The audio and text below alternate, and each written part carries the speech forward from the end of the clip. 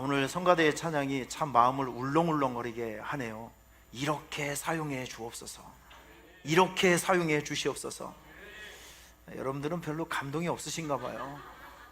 저는 막 감동이 막 들끓어서 그런데 따라해 보실래요? 이렇게 사용해 주옵소서. 참 멋진 고백인 것 같아요. 우리 성가대원들 오늘 찬양의 그 밸런스도 너무 좋았고, 평소에 수준 같지 않게 너무 고급스러운 찬양을 해주셔서 너무 감사합니다. 예, 정말 듣기도 좋았고 메시지도 정확하게 전달되는 귀한 찬양해 주셔서 정말 감사합니다. 여기 젊음이 있는 분들이 많이 있어요. 좋은 목소리가 있고 좋은 그 섬김의 은사도 있고 기회가 있는 분들이 많이 있는데, 여러분 더 늙기 전에 노래방 가서 노래를 부르는 것보다는 그래도 우리 성가를 찬양하시는 것이 훨씬 더 좋습니다. 그러니까 제가 신방 가서 그 입대 원서를 주기 전에 빨리 자원 입대를 해주셨으면 더 좋겠습니다. 여기에 그래서 우리 성가대원들이 조금 더 많이 생겼으면, 더 우렁찬 목소리로 찬양했으면 얼마나 더 좋을까라는 생각이 듭니다. 많이 지원해 주셨으면 좋겠고요. 일부 예배 시간에 우리 서혜숙 권사님, 이동춘 집사님 아들 원주가 인사를 했어요. 원주 군대 갑니다. 내일 논산으로 군대 간다고 그랬으니까 여러분 못 보시는 분들이 있으면 우리 서혜숙 권사님한테 대신 격려해 주시고, 우리 신앙생활의 그 원칙은요, 누가 슬픈 일이 있으면 같이 가서 같이 울어주기도 하고, 기쁜 일이 있으면 쫓아가서 같이 기뻐도 해주고, 이렇게 하는 것이 신앙생활입니다. 이렇게 하는 것이 교회 생활입니다. 그러니까 우리 원주, 사실 우리 부모님들은 군대 보내는 아들 얼마나 또 짠하겠어요. 그러니까 좀 위로도 해주시고 격려도 해주시고 기도도 많이 해주셨으면 좋겠습니다. 지난주에 우리가 출정식을 했어요. 24번째 출정식을 했는데, 우리 사진 한번 보여주세요. 자, 이렇게 멋지게 출정식을 했습니다. 출정식을 이렇게 하는 이유는 무엇이냐면, 사실 우리의 이제 각오를 사람들한테도 보이고 하나님한테도 보이면서, 하나님 이제 우리가 24번째 출정식을 합니다 라고 보고를 해드린 겁니다. 그리고 성도님 여러분들에게도 이제 보고를 하면서 같이 싸워주십시오, 같이 동역을 해주세요 라고 이제 광고를 대대적으로 하는 것입니다. 다음 사진이요. 우리 7구역이 1부 때는 엉망이었거든요. 근데 2부 때는 살아났습니다. 2부 때는 아주 잘하셨어요. 너무 잘하셨고, 다음 사진, 우리가 또 전통적으로 국기를 흔들면서 출정식을 잘 했습니다. 주보를 보시면 제가 전도수첩을 만들어 봤어요. 이거 다 있으시죠? 주보에 보면 전도수첩을 좀 두꺼운 종이로 만들었습니다. 이유는 뭐냐면 버리지 말라는 거예요. 이걸 전도축제 내내 한번 사용을 해 보셨으면 좋겠습니다. 이제 한번 이렇게 안을 보시면, 이제 이번 주에 여러분들이 하셔야 될 일들입니다. 초청 목표, 지난번에 그 초청 목표를 한번 믿음의 숫자를 정해보자고 했더니 권혜경 권사님이 200명, 황명순 권사님이 100명, 지연자 권사님이 30명. 제가 아주 또렷하게 기억하고 있습니다. 아주 그냥 절대 안 잊어버릴 거예요. 그런데 여러분, 이런 일을 할 때는 목표를 가지고 움직이는 것이 좋습니다. 어떤 목표냐면 믿음의 숫자. 할렐루야. 못 드리고 와도 괜찮아요. 믿음의 숫자를 한번 써놓고 도전을 한번 해보는 것입니다. 여러분들에게도 여기에 믿음의 숫자가 꼭 새겨지기를 바랍니다. 제가 틈틈이 조사를 해볼 거예요. 집사님, 권사님, 장로님 오픈을 해보시죠. 초청 목표 몇 명이에요? 뭐 1명, 2명 이렇게 발견이 돼요. 머리끄댕이를 잡는 거예요. 그냥 그게 뭡니까? 그게 믿음의 숫자요. 아멘을 한 명. 자, 다시 믿음의 숫자. 못 데리고 와도 좋으니까 믿음의 숫자를 좀 써놓고, 등록 목표도 좀 써놓고, 그리고 여러분들이 애써서 모시고 왔던 22차, 23차 때 교회에 오셨던 분들은 모조리 여기다 이름을 적어 놓으세요. 이런 게 있습니다. 한 사람의 구원을 이루기 위해서는 구원의 스텝이라는 것이 있어요. 한 번이라도 더 우리 교회 문턱을 넘어본 사람은 구원과 가까이 있는 사람들입니다. 그런 마음으로 22차, 23차, 20차, 21차, 19차, 18차 여러분들께서 공들여 애쓰고 모셔온 분들을 24차 때 또 한 번 모셔와서 교회 밥을 먹이는 겁니다. 은혜의 밥을 먹이는 겁니다. 하나님의 말씀을 전달해 주는 겁니다. 그러면 그분들의 구원이 조금씩 더 가까워지는 것을 우리는 생각할 수 있어야 돼요. 그분들의 이름도 적고 이번에 새롭게 기도하면서 찾아보면 분명히 여러분들께서 이번에 초청하실 분들 하나님께서 마음에 감동으로 주실 거예요. 그러니까 이거를 너무 결과에 집착을 하면 안 돼요. 그러니까 하나님께서 주신 그 사람의 이름을 적어 놓으시길 바랍니다. 적어 놓고 안숫기도 하고 우리는 도전하고 한번 찾아가 보는 거예요. 지난번에 제가 박병선 장로님 얘기해 드렸죠. 여러분 얼굴 보니까 생전 처음 듣는 얘기예요. 이거 그냥 순천에 그 박병선 장로, 저희 교회도 이렇게 한번 오셨잖아요. 오래전에. 이분은 16대 종갓집 장남입니다. 그 순천의 한 곳에서 400년을 넘게 같은 집에서 살고 있어요. 16대 장손. 그러니까 제사가 어마어마하게 많으신 분이죠. 근데 이분의 부인이 참 감사하게도 나중에 권사님이 되셨지만 믿음 있는 아내를 얻으신 거예요. 평생을 아내로부터 전도를 받았지만 나는 16대 장손인데 우리 제사를 지켜야 될 사람인데 예수를 믿을 수 있는 상황이 아니에요. 그런데 아내가 다니고 있었던 교회에 헌당 예배가 있었습니다. 교회 건축을 하고 헌당 예배가 있었어요. 아내가 권사님이기 때문에 초청을 받아서 갔죠. 근데 가서 보니까 교회는 엄청 큰데 사람들이 없는 거예요. 사람들이. 그래서 좀 짠한 마음으로 그분이 그때 그런 결심을 했대요. 하나님, 내가 이 빈자리를 한번 채워보겠습니다. 다시 하나님, 내가 이 빈자리를 한번 채워보겠습니다. 그런 마음을 가졌대요. 그분이. 그건 기도인지도 몰랐고 그냥 무슨 고백인지도 몰랐고 그냥 인간적으로 짠한 마음으로, 아이고 우리 목사님이 이렇게 큰 교회를 지어놨는데 할머니들 몇 명만 앉아있고 얼마나 마음이 짠해요. 그러니까 내가 인맥을 동원해서 내가 좀 노력을 해서 이 교회를 한번 내 힘으로 한번 채워봐야 되겠다. 그런 마음으로, 지금으로는 전도지만 그런 마음으로 사람들을 이제 만나고 초청을 한 거예요. 그런데 놀랍게 이분을 하나님께서 사용해 주셔서 그해 750명을 교회로 데리고 왔대요. 전도의 열매를 따지기 이전에 그분을 통해서 750명의 교회를 방문하고 갔다는 거예요. 여러분 참 놀랍죠? 예? 이분이 전국을 돌아다니면서 전도 간증을 하는데 이분의 전도법의 이름이 무엇이냐면 진돗개 전도법입니다. 한 번 물면 놓지 않는다. 너무 좋은 것 같아요. 제가 우리 교회 이름을 한 번 물면 놓지 않는 교회, 이렇게 좀 정해놨으면 좋겠어요. 너무 좋은 것 같아요. 따라하겠습니다. 한 번 물면 놓지 않는다. 놓지 않는다. 이분이 자기 친구를 한 명 교회로 꼬셔서 데리고 오기 위해서 27번을 만난 사람도 있대요. 27번. 어이 자네 나랑 교회 가세. 안 가네. 어이 자네 나랑 교회 가세. 안 가네. 그렇게 해서 27번을 쫓아가니까 이 더러운 인간아, 다시는 오지 말라. 대신에 내가 한 번은 교회 가주겠다. 이렇게 해서 교회로 온 사람이 있다는 거예요. 자, 여러분, 기도는 응답받을 때까지 하는 것이고 전도는 그 사람이 예수를 믿을 때까지 하는 것입니다. 한번 목표를 설정해 놓았으면 우리 박병선 장로님과 같이 끈질기게 물고 늘어지시길 바랍니다. 우리가 하는 일들은 못된 일이 아니라 그 사람의 운명과 미래를 바꿔주는 너무나도 중요한 일입니다. 가치 있는 일입니다. 그러니까 여러분께서는 자신감을 가지시고 많은 분들을 교회로 좀 초대해 주시고, 한번 물어볼게요. 우리 오산수천교회가 부끄럽습니까? 자랑스럽습니까? 이쪽 동네는 조금 마음에 안 드는 것 같아요. 다시 한번 이쪽 동네만 대답해 주세요. 오산수천교회가 자랑스럽습니까? 부끄럽습니까? 들으셨죠? 자, 이쪽 동네 오산수천교회가 자랑스럽습니까? 아니 말을 좀 부끄럽습니까? 전체적으로 다 물어보겠습니다. 오산수천교회가 부끄럽습니까? 자랑스럽습니까? 저도 그렇게 생각해요. 우리 교회는요, 꿈을 잃어버리는 사람에게는 꿈을 주는 교회입니다.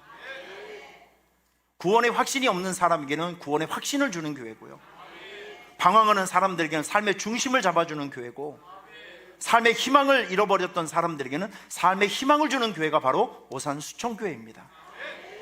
우리 오산수천교회는 사실 이 수청이라는 단어가 그렇게 어감은 좋지는 않습니다. 오산 수천교회가 뭡니까? 저의 이미지하고 별로 안 맞아요. 아주. 근데 말을 풀이를 내보면 물이 맑은 교회예요. 영이 맑은 교회예요. 전 우리 교회가 자랑스러워요. 이 한 시대 하나님께서 붙들어 쓰시는 교회라고 확신합니다. 의심의 여지가 없이 확신합니다. 여러분, 제가 오늘 예배를 인도해서 보니까 지금까지 조는 사람이 한 명도 없어요. 이건 기적입니다. 설교를 제가 5분 넘게 하는데 5분 넘게 안 조는 사람은 역사 이래로 처음인 것 같아요. 아주. 오늘 예배 분위기가 너무너무 좋아요. 우리 교회는요, 졸 틈이 없는 교회입니다. 왜냐하면 졸면 눈을 찔러주는 교회고 막 그러기 때문에 그래요. 여러분, 우리 교회는 사람을 살리는 교회입니다. 예배가 강력한 교회고, 전도하고 선교하는 교회고, 나눠주고 구제하는 교회입니다. 이 시대에 신앙생활하고 교회를 다닐 바에는 이런 교회에 와야죠. 이런 교회 와서 영을 살리고 믿음을 살리고 신앙을 살리고 선교적인 비전을 살면 얼마나 좋겠습니까? 자신 있게 초대해 주시길 바랍니다. 우리 교회로 연결시켜 주시길 바랍니다. 저는 지난주에도 말씀드렸지만 여러분들께서 함께 싸워주는 전우가 되어주셨으면 좋겠어요. 외치는 소리꾼이 되어주셨으면 좋겠습니다. 4월 25일 날 저 빨래방에서 빨래방이 연대요. 누가 가르쳐줬냐면 저보고 혼자 사냐고 물어봤던 그 할매들이 저에게 별로 연고도 없는 사람들이 와서 저에게 가르쳐줬습니다. 그러니까 외치니까, 알려주니까 듣게 되더라고요. 듣고 제가 가서 사진까지 찍어줘서 여러분들에게 전달해주는 놀라운 일을 하게 되었습니다. 우리는 알려주는 사람이 되어야 합니다. 그리고 이 기쁜 소식을 이제 알려주는, 그리고 십자가의 전달자가 되어 주셔야 합니다. 사진 하나 보여드릴게요. 이게 참 감동적이에요. 우리 교회 전도하시는 분들이 이런 분들이 있어요. 고인돌입니다. 고인돌. 며칠 전입니다. 휠체어를 타고 다니시는 우리 김백순 집사님, 그리고 분홍색을 입고 계신 우리 최옥순 권사님이십니다. 중간에 우리 황명순 권사님. 휠체어를 타고 다니면서 교회를 소개하고 이 잔치를 얘기를 하고 예수님의 복음을 전하고 있어요. 여러분, 묻지도 말고 따지지도 말고 칭찬의 박수. 얼마나 감사합니까? 얼마나 감동적이에요. 여러분, 저분들 핑계 댈 수 있잖아요. 나 다리가 아파, 휠체어 타고 거기 어떻게 가? 하지만 그럼에도 불구하고 고인돌로 나가고 사람들을 만나면서 복음을 전하고 있어요. 여러분, 저분들이 우리 교회 영적으로 전우 아니겠습니까? 외치는 소리꾼이 아니겠어요? 십자가의 전달자잖아요. 우리 어제 7구역께서 이거 우리 교회에서 공식적으로 아직 시작도 안 했는데 성질 급한 우리 지연자 권사님이 사람들도 덜덜덜 들볶아가지고 밖으로 좀 나갔어요. 사진 보여주세요. 저 밖에서 저렇게 우리 7구역 식구들이 본인들 스스로가 전도팀을 만들어서 사람들에게 전도를 하고, 그리고 권사님, 저희가 어디예요? 부동산인가요? 어디 부동산이죠? 하여튼 거기가 이때 뭔지 몰라도 거기 부동산에 찾아가갖고 주인의 손을 붙들고 니 나올래 안 나올래 하면서 사진을 찍은 거래요. 하여튼 긍정적으로 얘기를 듣고 왔다고 하는데, 여러분 참 감동스럽지 않습니까? 한 영혼의 구원을 위해서 이렇게 움직이고 또 도전하고 달려가고 노력하고 있는 분들이 너무나도 많이 있어요. 여러분, 애쓰시고 감사합니다. 누군가의 희생과 헌신이 있었기 때문에 우리들의 구원이 있었고 그분들의 구원이 있을 차례입니다. 그러니까 오늘 여러분들께서는 이런 모습들을 바라보시면서 우리가 열심히 이 영혼을 구원한 일들에 전심전력했으면 좋겠어요. 할렐루야. 지난 금요일, 이틀 전이죠, 제가 우리 전작년 영성 수련회에 가서 제가 잠깐 설교를 했는데 우리 교회 전도축제 사역을 막 설명을 하면서 생전 처음 보는 분들과 함께, 저에게 익숙하지 않은 분들과 함께 제가 전도축제 구호를 외쳤습니다. 근데 그분들이 너무 잘하시는 거 있죠? 그 장로님들 두 분께서는 이거 하시다가 틀니가 빠지셨어요. 두 분께서 아주 그냥 얼마나 열심히 하셨는지 너무 재밌어 하시더라고요. 자, 여러분, 이게 우리 교회만 충격을 주는 것이 아니라 전국 방방곡곡에 이걸 외치면서 전도하는 교회들이 많이 생겨지고 있습니다. 자, 우리도 한번 구호를 외쳐보도록 하겠습니다. 한 번에 갑시다. 한 번에 갑시다. 두 번, 세 번 저를 힘들게 하지 마세요. 목이 아파 죽겠어요 아주. 자, 구호 준비! 할렐루야! 난 사람 입을 열면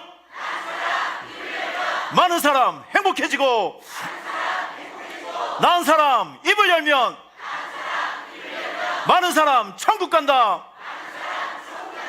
할렐루야. 세상에 오산 시민 천국 간다 그랬더니 손문자 권사님이 동탄 시민은 어째요? 그렇게 또 이렇게 문자가 왔어요. 그래서 제가 바꿨습니다. 많은 사람 천국 간다라고. 감사합니다. 자, 오늘 여러분들에게 드릴 말씀은 욥기서 1장입니다. 욥기서 1장 20절에서 22절 말씀 제가 읽어드리도록 할게요. 욥기서 1장 앞에 보시면 말씀이 있습니다. 제가 읽어드릴게요. 욥이 일어나 겉옷을 찢고 머리털을 밀고 땅에 엎드려 예배하며 이르되 내가 모태에서 알몸으로 나왔사온즉 또한 알몸이 그리로 돌아가올지라. 주시니도 여호와시요 거두시니도 여호와시니 여호와의 이름이 찬송을 받으실지니이다 하고 이 모든 일에 욥이 범죄하지 아니하고 하나님을 향하여 원망하지 아니하니라. 아멘. 갑작스런 고난 대처법이라는 말씀의 제목으로 여러분들에게 하나님 말씀 같이 나누도록 할게요.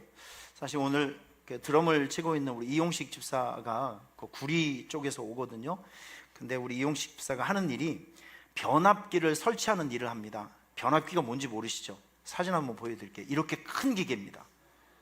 이렇게 큰 기계를 큰 건물 밑에 이렇게 넣어서 전기를 계속 공급할 수 있게끔. 그래서 공사를 보시면 아시겠지만 이게 보통 공사가 아니에요. 단위도 크고 그리고 무거운 것을 나르기 때문에 항상 위험이 좀 있는 그런 일들입니다. 근데도 아주 신실하게 잘하고 있는데 지지난주에 사고가 좀 났어요. 사람이 좀 다쳤어요. 전화를 받았습니다. 이 집사한테 문자를 받고 마음이 굉장히 두려웠어요. 여러분, 이 큰 기계, 큰 물건을 다치다 하면 중상이잖아요.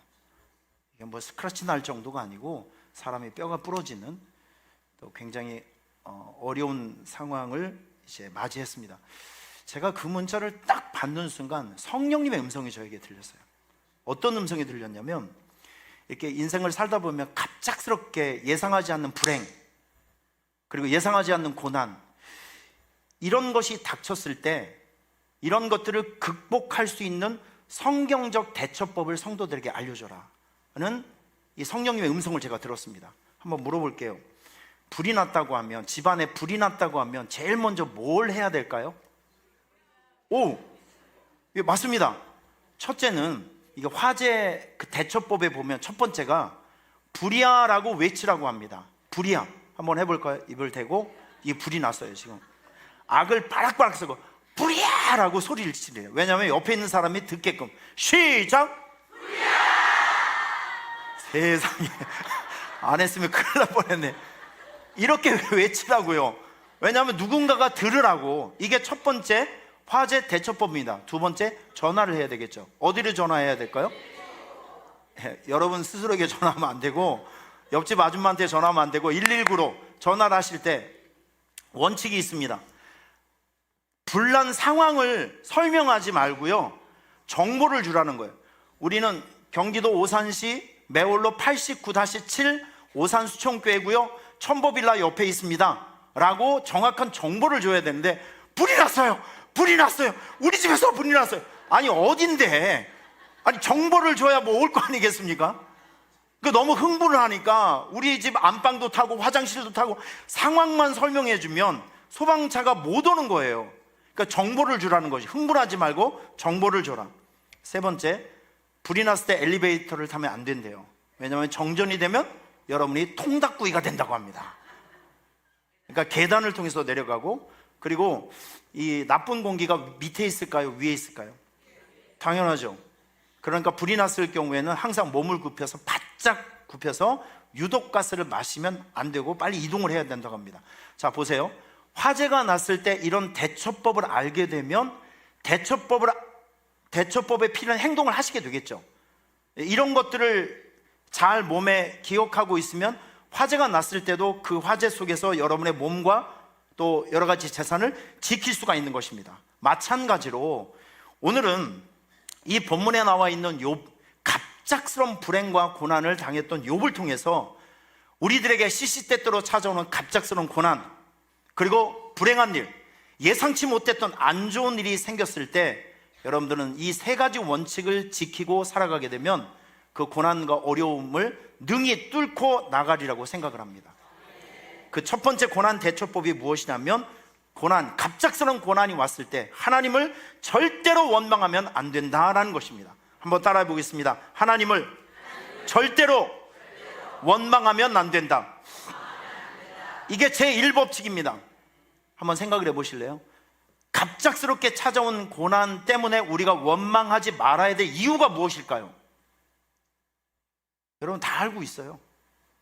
이유가 뭐죠? 모든 범사에는 나의 성장과 유익을 위한 하나님의 계획하심이 있기 때문에 그렇습니다. 이걸 우리가 알아야 된다는 거예요. 그 샘플이 무엇이냐, 요셉을 한번 보시죠. 아버지의 사랑을 독차지하고 있던 요셉이 어느 날 갑자기 이집트로 노예로 팔려가게 되었죠. 이거는 세상의 역사적인 관점으로 보면 이건 저주예요, 저주. 이렇게 안 좋은 인생이 어디 있겠습니까? 팔려갔어요. 보디발 장군 집에 노예로 팔려가고, 그리고 억울한 누명을 뒤집어 쓰고 감옥에 들어갔습니다. 이처럼 안 좋은 일, 인생이 꼬여있는 사람이 어디 있겠어요? 하지만 여러분 보세요. 요셉이 어디에서 총리로 발탁을 된지 아세요? 그 억울한 누명을 쓰고 들어갔던 감옥에서 그는 총리로 발탁이 됩니다. 여러분 이 지점을 우리가 정확하게 인식할 수 있어야 돼요. 그러면 우리가 이렇게 한번 해석할 수 있어요. 하나님의 관점으로 보면 요셉이 아버지 집에 살고 있었다고 하면 아브라함에게 주셨던 그 축복을 이룰 수 없게 돼요. 아브라함에게 하나님께서 축복을 해주셔, 너의 씨앗을 통해서 큰 민족을 이루게 할 수 있는 강성함을 주겠다. 그 계획을 이루기 위해서 하나님은 요셉을 샘플로 뽑으신 겁니다. 그리고 잠깐 이집트로 보디발 장군 집에 들어가게 하고, 그리고 감옥에 들어가게 하신 거예요. 그러니까 더 정확하게 얘기하면 하나님은 요셉의 인생을, 요셉의 고난을 잠깐 사용하신 것 뿐입니다. 오늘 이 시대를 살아가는 여러분들에게 이 원리가 적용된다는 사실을 기억하셔야 돼요. 하나님께서 여러분의 인생의 레벨을 업그레이드 하기 위해서, 수준을 향상시키기 위해서 더 나은 사람으로, 더 나은 삶의 환경으로 여러분들을 이렇게 높여주기 위해서는요, 어떨 때는 여러분의 갑작스러운 고난이 필요한 순간도 있을 것입니다. 그러니까 나에게 갑작스럽게 찾아온 고난과 불행한 일 속에서도 우리는 하나님을 원망하면 안 된다는 것이죠. 이것이 첫 번째 대원칙입니다. 하나님을 원망해서 하나님의 축복과 사랑을 받은 사람이 없기 때문에 그렇습니다. 여러분 욥을 한번 잠깐 보시면, 욥은 성경에 이렇게 표현되어 있습니다. 온전하고 정직하여 하나님을 경외하며 악에서 떠난 자이었다 라고 설명을 합니다. 다시 말해서 이런 갑작스러운 고난을 당할 이유가 없는 사람이라는 거예요, 욥은요. 그런데 욥은 어마어마한 고난을 당하게 됩니다. 제가 오늘 이 말씀을 읽으면서 무엇이 느껴지냐면, 교회에서 충성하고 헌신하고 열심히 일하고 성가대원으로, 찬양대원으로, 봉사위원으로 열심히 일하고 노력하고 헌신해도 우리가 이해할 수 없는 상황에서, 우리가 예상할 수 없는 지점에서 고난과 불행한 일이 찾아올 수도 있다는 것입니다. 그게 인생이라는 거예요. 신앙이 깊어지면 어떤 경지가 생겨지게 되냐면, 갑작스럽게 찾아오는 고난이 있어도 신앙이 깊어지면요, 하나님께서 하시는 일들을 존중할 수 있게 됩니다. 이 리스펙이라고 하죠. 존경하고 존중하는 거. 여러분 이건 상당히 고상한, 상당히 높은 경지의 신앙입니다. 저 여러분들에게 좀 그런 신앙의 경지가 생겼으면 좋겠습니다. 조금 안 좋은 일이 있어, 조금 힘든 일만 생기면 오만 가지 저주와 나쁜 생각을 하면서 하나님을 저주하고 사람을 저주하고 원망하고 불평하고 이런 것이 아니라, 제가 누누이 강조하지만 갑작스러운 고난에서도 나를 향한 하나님의 원대한 계획과 생각이 있다는 것을 우리는 알 수 있어야 합니다. 알아야 합니다. 그렇기 때문에 조금 지체하고 조금 기다리면서 하나님의 역사를 기대해야 된다는 것이죠. 여러분, 오늘 욥에게 찾아온 고난은 그냥 어떤 한 부분을 잃어버린 게 아니에요. 성경을 자세히 보니까 하루아침에 다 잃어버렸어요. 하루아침에. 그가 여기 나오는 그 재산 목록이 있거든요. 양이 7천, 낙타가 3천, 소가 500결이, 그러니까 1000마리죠. 암나귀가 500마리, 종도 많이 있고 아주 동방에서 가장 유력한 거부였다고 합니다. 그런데 하루아침에 스바 사람이 소를 다 뺏어가고, 같은 날에 하늘에서 불이 떨어져서 양이 다 죽어버리고, 같은 날에 갈대아 사람들이 와서 낙타를 다 빼앗아가 버리고, 같은 날에 생일 파티를 하고 있었던 집이 무너져서 아들 7명, 딸 3명이 다 깔려 죽었어요. 이 세상에 고난도 이런 고난이 어디 있습니까? 그런데 욥이 우리에게 보여준 신앙이 무엇이냐면 이겁니다. 욥이 일어나 겉옷을 찢고 머리털을 밀고 땅에 엎드려 예배하며 이르되 내가 모태에서 알몸으로 나왔사온즉 또한 알몸이 그리로 돌아가올지라. 주신 이도 여호와시요 거둬간 이도 여호와시오니 여호와의 이름이 찬송을 받으실지니이다 하고, 이 모든 일에 욥이 범죄하지 아니하고, 이게 중요합니다, 하나님을 향하여 원망하지 아니하니라. 이겁니다. 이거 우리가 갑작스러운 고난과 어려움이 좀 있어도 원망하면 안 된다는 거예요. 왜? 그 고난과 어려움 속에 내 인생의 최종적인 유익을 위한 하나님의 계획하심과 준비하심이 있기 때문에 그렇습니다. 우리가 2013년도에 우리 교회에서 어려운 살림살이에도 헌금을 만들어서 우간다로 선교 헌금을 보냈습니다. 다 기억나시죠? 1호 교회가 몇 교회냐면 켄조조 교회입니다. 사진을 보여주시죠. 이 교회예요. 그 당시에 70-80명 정도 모였던 교회인데 지금 이 교회가 한 250명 정도 모이고 있는 좋은 교회로 성장을 했습니다. 이번 8월 달에 가면 이번에는 서부 쪽으로도 우리가 이제 가려고 제가 프로그램을 좀 짜고 있거든요. 거기에 갔을 때 2013년도에 갔을 때 37명이 갔어요. 우리 교회에서 3명이 갔습니다. 3명이 갔는데 도착한 지 5시간 만에 제 뒤에 앉아 있었던 슬기 자매가 심장마비로 죽었어요. 그때 받았던 충격은 이루 말할 수가 없죠. 우리 나쁜 일을 하라고 간 거 아니잖아요. 우리가 무슨 도둑질을 하려고 간 것도 아니고 주님의 일을 하겠다고 갔는데 사람이 다친 게 아니라 제 뒤에 바로 앉아 있었던 슬기 자매가 죽었어요. 병원에서. 저는 그 현장을 다 봤거든요. 병원에 있었던 응급처치하는 그런 상황들, 그 죽어가는 모습을 저는 그 현장에서 다 봤어요. 모든 사람이 생각을 했습니다. 이거는 선교가 끝났다. 문이 닫힌 거다. 이제 이거는 더 이상 될 수가 없다. 여러분, 웬걸요? 이 슬기자의 자매의 순교는 아프리카 우간다 선교의 도화선이 되었습니다. 지금 11년이 지났거든요. 11년이 지났는데 우간다 선교 책자가 며칠 전에 왔어요. 제가 보니까 11년 동안에 세워진 교회가 1700교회가 넘어요. 1700교회. 학교가 50개 교회가 넘어가고 있습니다.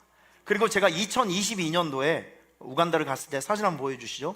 우리 김진현 선교사님께서 저 땅을, 비어있는 땅을, 저 6,000평이요, 그때 저에게 얘기해 줬던 거, 선교라는 것은 꿈꿀 수 있다면 축복, 이룰 수 있다면 영광, 그걸 얘기해 줬던 게 바로 저 땅이에요. 저건 비어있는 땅입니다. 아무것도 이루어지지 않았어요. 그냥 빈 공간이에요. 6,000평. 여기를 보면서 목사님, 여기에는 교육대학이 들어설 거고, 여기는 뭐 신학대학이 들어설 거고, 여기는 고등학교가 들어설 거고, 여기는 무슨 기숙사가 들어갈 거고, 6,000평의 그 플랜을 다 이제 보여주시더라고요. 그 당시는 빈 땅입니다. 여러분, 그런데 2년이 지났습니다. 2년이 지났는데 지금 거기에 이런 변화가 생겼어요. 사진 한번 보여주실래요? 그 땅에 이렇게 변했습니다. 얼마 전에 고등학교가 오픈을 했는데 전국에서 애들이 모여서 1000명이 들어갔어요. 1000명. 부산의 기장교회가 이걸 건축을 한 겁니다. 놀랍죠? 다음 사진 보여주실래요? 그날 지금 보시면 여기 준공된 고등학교 바로 뒤편에 지금 보이십니까? 이거 그 건물 짓는 거, 이게 지금 교육대학입니다.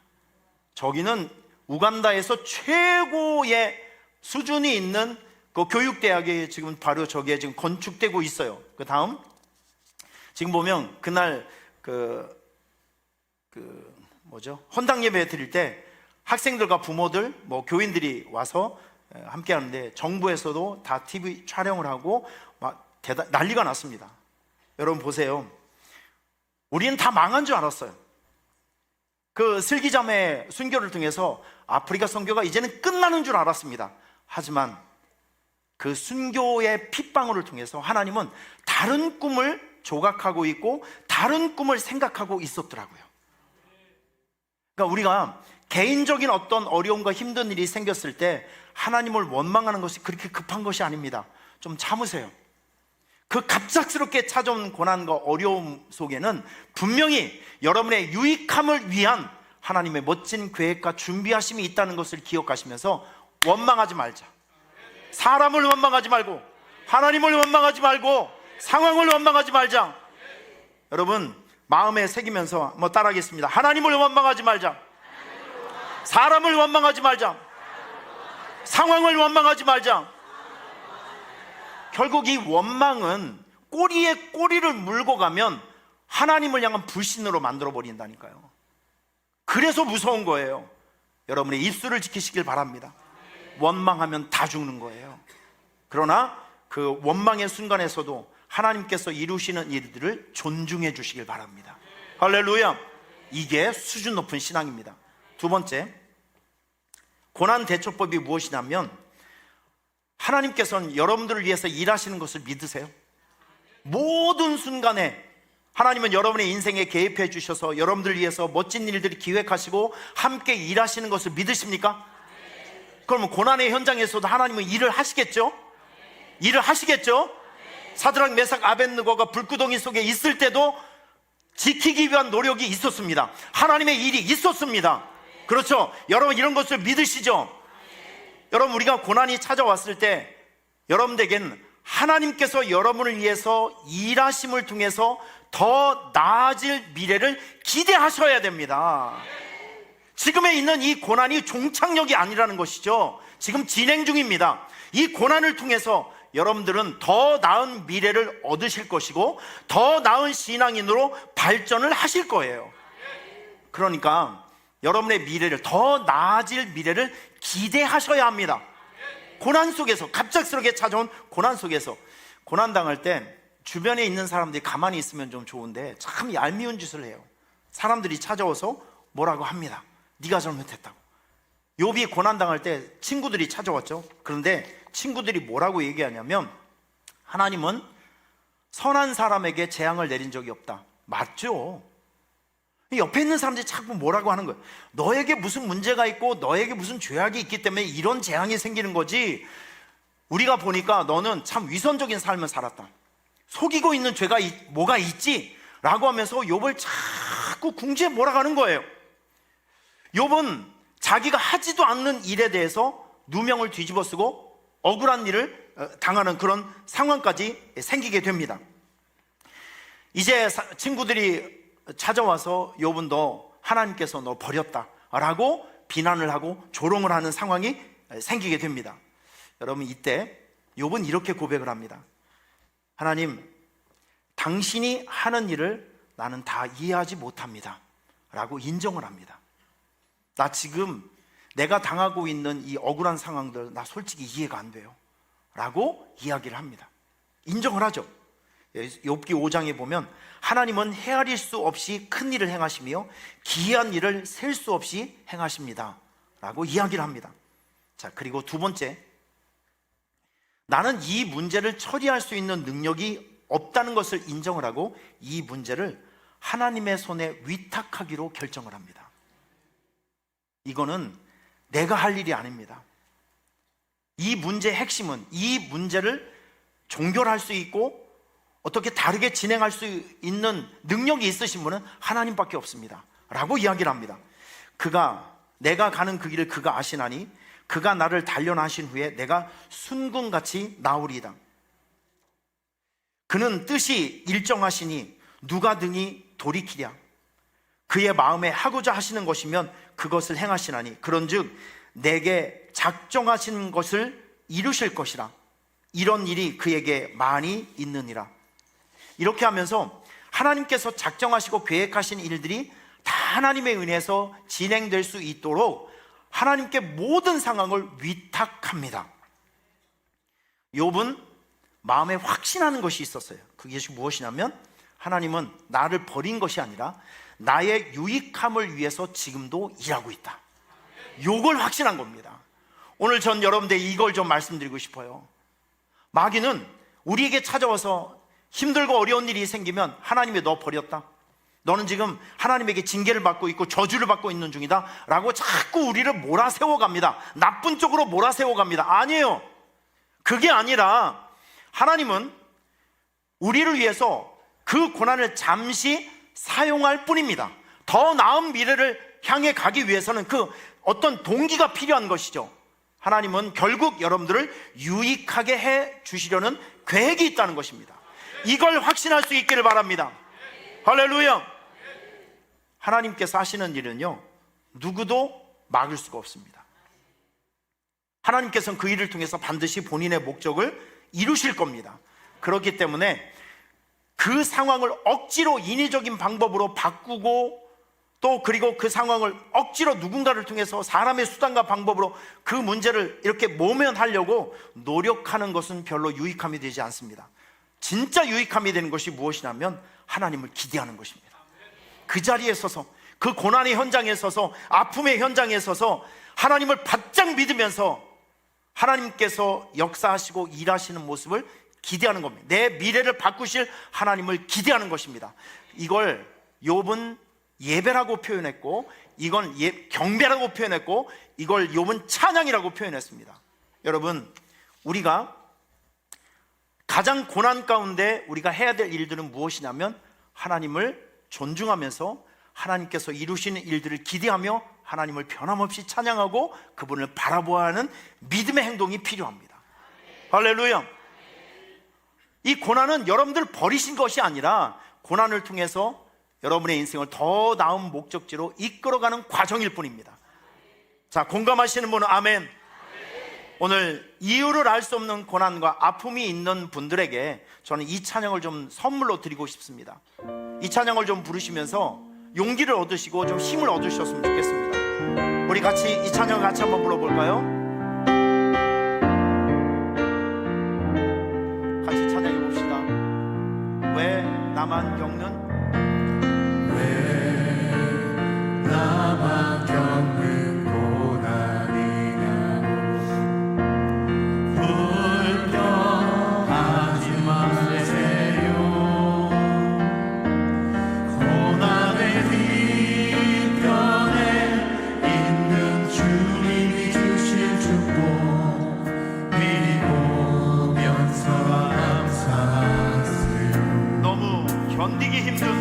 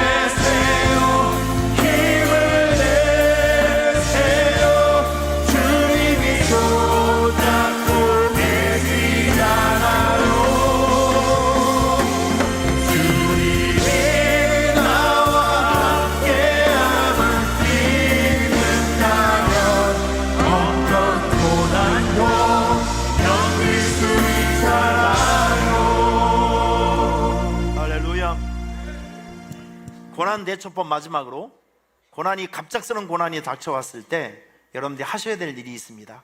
깊은 회개입니다. 깊은 회개.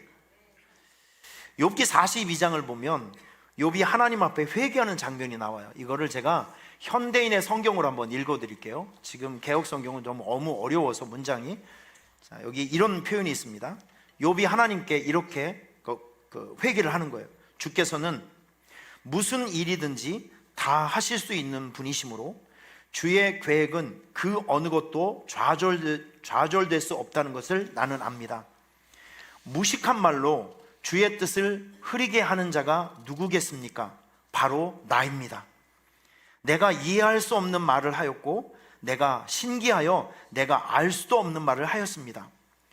주께서는 저에게 이제 너는 들어라, 내가 말하겠다, 내가 너에게 물을 테니 너는 나에게 대답을 하라 말씀하셨습니다.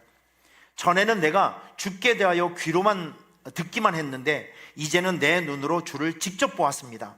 그래서 내가 말한 모든 것을 부끄럽게 여기며 티끌과 재 가운데서 회개합니다 라고 이야기를 합니다. 이제 신앙 고백을 하는 거죠. 욥은 이렇게 얘기를 하는 거예요. 내가 아무리 의롭게 살려고 노력했어도 하나님의 뜻을 거스리는 말과 행동을 나는 했습니다. 난 이번 고난을 통해서 내 자신의 죄악을 분명히 보았습니다. 내 죄악을 보게 되니까 욥이 하나님 앞에 고백하는 거예요. 이 고난 때문에 내가 하나님 앞에 회개할 수 있게 되었습니다 라고 이야기를 하는 겁니다. 하나님께서 고난을 주시는 목적 중에 하나가 무엇이냐면, 물론 여러분의 삶을 더 나은 세계로 이제 올리시기 위한 수단으로 사용하시는 것도 있겠지만, 죄를 깨닫게 하는 목적도 있습니다. 훈련을 하는 목적도 있습니다. 나쁜 것으로 또 돌아오게 하는 동기를 주시기 위해서 고난을 사용하시기도 합니다. 그렇기 때문에 여러분, 갑작스러운 고난과 어려운 일이 생기면 꼭 자신을 욥처럼 돌아보시길 바랍니다. 돌아보면서 우리가 결단해야 될 것, 돌아가야 될 것을 찾아내고 그것을 선택하고 제거하는 이 깊은 회개가 여러분의 삶 속에도 있기를 축원합니다. 저도 오늘 모나미 볼펜을 좀 썼거든요. 모나미 볼펜, 제가 뒷조사를 해보니까 이 모나미 볼펜, 이거 역사가 언제냐면 1963년 5월 1일생이에요 여기에 1963년에 태어나신 분 있으세요? 아, 네, 두 분이 계세요. 권혜경 권사님, 고영옥 권사님, 연식이 상당히 되셨군요. 아, 네. 61년입니다. 61년. 저 모나미 볼, 오늘도 제가 썼거든요. 쟤는 저보다 먼저 태어났어요. 61년 됐는데, 야, 이게요. 이 모나미 볼펜이 지금까지 61년 동안 몇 개가 생산이 된 50억 개가 넘게 생산이 되었다고 합니다. 이걸 조금 더 과장스럽게 얘기를 하면 우리 70억 인구가 한 사람이 한 명은 다 모나미 볼펜을 들고 썼다는 거예요. 대단하지 않아요? 굉장히 대단한 겁니다. 그런데 지금은 고인이 되셨지만 이 모나미 볼펜의 회장님이 있어요. 송삼석 회장님, 집사님이셨거든요. 이분이 문구류 사업을 하다 망했어요. 완전 망했습니다. 그래서 기도원에 올라갔어요. 기도원에 올라가서 눈물 콧물 짜면서 생각을 해보니까 내가 사업을 시작하면서 하나님 앞에 범죄한 것들이 너무 많이 보이기 시작합니다. 그러면서 막 회개를 한 거죠. 첫 번째, 하나님, 내가 주일 성수를 하지 못했습니다. 바쁘다는 이유로 주일 성수를 하지 못했습니다. 이제 세상에 나아가서 살아갈 때 주일 성수를 반드시 하겠습니다. 두 번째, 돈을 벌면서도 하나님 앞에 정직한 11조를 하지 못했습니다. 이건 옳지 않습니다. 내가 사업을 다시 시작하면 정직한 11조를 하나님 앞에 드리며 하나님의 것을 떼어먹지 않겠습니다. 세 번째, 새벽 기도하자는 것을 회개했습니다. 이 사업이라고 하는 것은 이 전쟁터이기 때문에 항상 기도를 해야 되는데 기도하지 못하고 그냥 인위적인 방법으로 모든 것을 했던 거예요. 하나님, 내가 다시 사업을 시작할 때는 반드시 하나님 앞에 하루에 한 번씩 새벽에 엎드리면서 기도로 사업을 시작을 하겠습니다. 이 세 가지를 회개하고 결심하고 돌아와서 이제 사업을 시작할 때 기도원을 내려가기 전에 하나님께서 그에게 선물을 주셨어요. 무슨 선물을 주셨냐면 영감을 주신 겁니다. 요한복음 21장을 읽을 때 베드로가 그물을 딱 던져서 고기를 몇 마리 잡아갈게요. 153마리를 이제 가지고 온 겁니다. 그물이 찢어질 정도로. 그래서 거기서 영감을 얻어서 내가 볼펜을 만드는데, 모든 사람들에게 우리 인생의 친구가 누구죠? 가장 친절한 친구, 예수님. 그 말을 프랑스 말로 바꾸니까 모나미가 되는 거예요. 모나미는 나의 친구라는 뜻입니다. 그래서 볼펜을 팔지만 사실은 우리의 영원한 친구가 되신 예수님을 전 세계 사람들에게 전달해주는 그런 문구류를 만들어 보겠습니다 라는 비전을 가지고 시작했던 것이 지금 여러분이 쓰고 있는 모나미 볼펜입니다. 알고나 쓰시길 바랍니다. 그런 히스토리를 알고나 쓰시길 바랍니다. 자, 여러분, 회개를 하는 이 송삼석 회장님이 그 고난 가운데 깊은 회개를 했고, 욥도 그 고난 가운데 깊은 회개를 했다는 것을 기억하시길 바랍니다. 이게 고난 속에서 우리가 해야 될 중요한 일인 것을 기억하시고 살아가셨으면 좋겠어요. 여러분, 말씀 한번 정리를 해볼게요. 세상은 만만치 않습니다.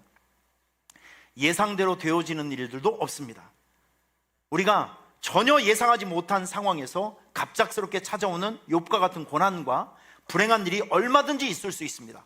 그때 하나님께 물어보지 마세요. 왜 나에게 이런 고난을 주셨냐고. 왜 하필이면 납니까? 왜 하필이면 왜 나에게 이런 순간에 이런 힘든 일을 주셨습니까? 라고 되묻지 말고 원망하지 말고 입술을 지키시길 바랍니다. 왜냐하면 그 고난 속에는 여러분의 유익을 위한 하나님의 멋진 계획이 있기 때문에 그렇습니다. 두 번째, 하나님께서 일하심을 통해서 더 나아질 여러분의 미래를 기대하십시오. 그리고 그 고난 앞에서 깊은 회개를 통해서 하나님과의 관계를 다시 한번 정상화해 보시기를 바랍니다. 그러면 그 불행과 고난이 변해서 위대한 축복으로 여러분의 삶에 되돌아갈 것을 믿습니다.